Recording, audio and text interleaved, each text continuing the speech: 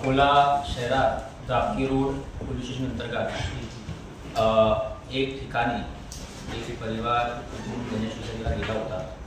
त्यावेळेस एक 16 वर्षाची अल्पवयीन मुलगी होती, त्यांच्या घरी राहत होती।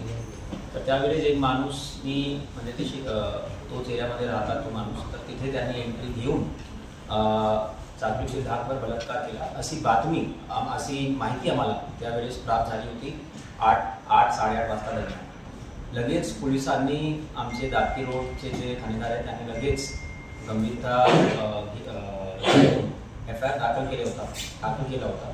परंतु तो आरोपी त्यावेळेस पळून गेला होता आणि आरोपीचं जे नाव होतं तौहीद खान समीर खान बैग आणि 28 वर्षाचा आरोपी होता। आणि नंतर असा माहिती भेटली की आरोपीची पार्श्वभूमी पण गुन्हेगारीची आहे, त्याचे अगोदरचे पण 5 गुन्हे होते आणि त्याच्यावर प्रिव्हेंटिव्ह ॲक्शन सुद्धा पोलिसांनी घेतला होता आणि तो बेलवर रिलीज पण झाला होता। तर 6 तारखेला जेव्हा ही घटना झाली होती तेव्हा त्याच्यानंतर FIR दाखल करण्यात आला होता तत्काल, आणि तत्काल आमची 4 पथक रवाना झाले होते, 2 LCBचे आणि 2 लोकल पोलीस स्टेशनचे। याच्यामध्ये एक पार्श्वभूमी अशी पण आहे की त्यावेळेस आमचा गणपतीचा बंदोबस्त आणि ईदचा बंदोबस्त सुद्धा सुरू होता, कारण की 7 तारखेला अकोटमध्ये मोठ्या प्रमाणात गणपतीचा विसर्जन असतो, नंतर 8 तारखेला बाळापूरमध्ये ईदची जुलूस होती, नंतर 9 तारखेला सिटीमध्ये होती।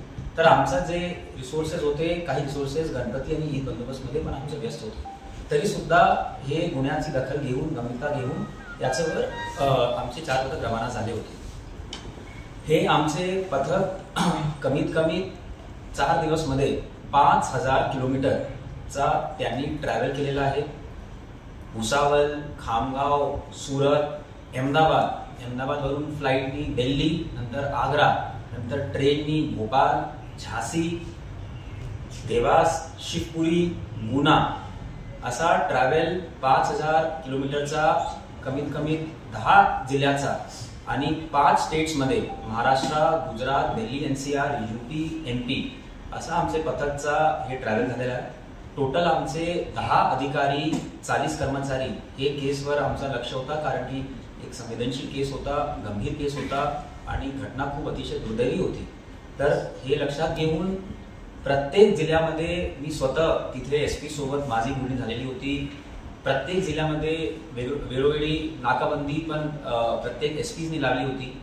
हे केसमध्ये GRP आणि RPF यांचा पण आम्हाला खूप सहयोग भेटला प्रत्येक रिजनमध्ये, आणि आमचा टेक्निकल सर्व्हिलन्स, आमचा ह्युमन इंटेलिजन्स, आमचे इन्फॉर्मर नेटवर्क खूप अतिशय चांगल्या पद्धतीचा आमचा इन्फॉर्मर नेटवर्क आणि टेक्निकल सर्व्हिलन्स आमचा याच्यामध्ये केंद्रित होता आणि वापर झाला होता। टोटल 250 CCTV कॅमेरे चेक झालेले होते आणि 12 ट्रेन्स पूर्णपणे RPF आणि GRPची मदतून आम्ही सर्च केले होते। तरी सुद्धा आरोपीची पार्श्वभूमी होती गुन्हेगारीची, त्यामुळे थोडासा केस कॉम्प्लेक्स झाला होता। त्यांना पोलिसांची थोडीफार वर्किंग पण माहीत होती। तर काल रात्री इंदौरमध्ये आम्ही एक ट्रॅप लावला होता आरोपीचा, जे आम्हाला लोकेशन आम्हाला भेटली होती। काल रात्री आम्हाला आरोपी इंदौरमध्ये आमचे LCBचे पथकनी शंकर शेळके PI साहेबांचे अध्यक्षतेखाली गणेश ढोले व हसन व इतर आमचे कर्मचारी होते, ज्यांनी आरोपीला काल रात्री अटक केलेली आहे। आरोपी सुद्धा आता आमचे कस्टडीमध्ये आहे आणि आज आम्ही आरोपीची PCR मागणी पण करणार आहोत।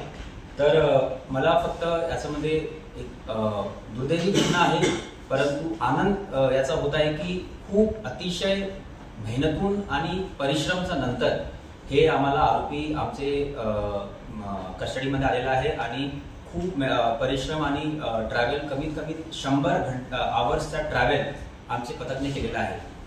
तर मी आमचे टीमला पण खूप याच्यामध्ये यांना कॉंग्रॅच्युलेट करतो, धन्यवाद देतो आणि फक्त सर्वांना एकच इशारा आहे, जे काही असे गुंडे प्रवृत्तीचे असे लोक असतील ते जगात कुठेही जाऊ शकतात गुन्हा करून, परंतु अकोला पोलीस म्हणजे ते भारतात कुठेही असो, जगात कुठेही असो, आम्ही तिथे जाऊन त्यांना अटक करून कायदेशीर कारवाई त्याच्यावर करणार, हे आम्ही याच्यासाठी खूप सक्षम आहोत आणि सतर्क आहोत।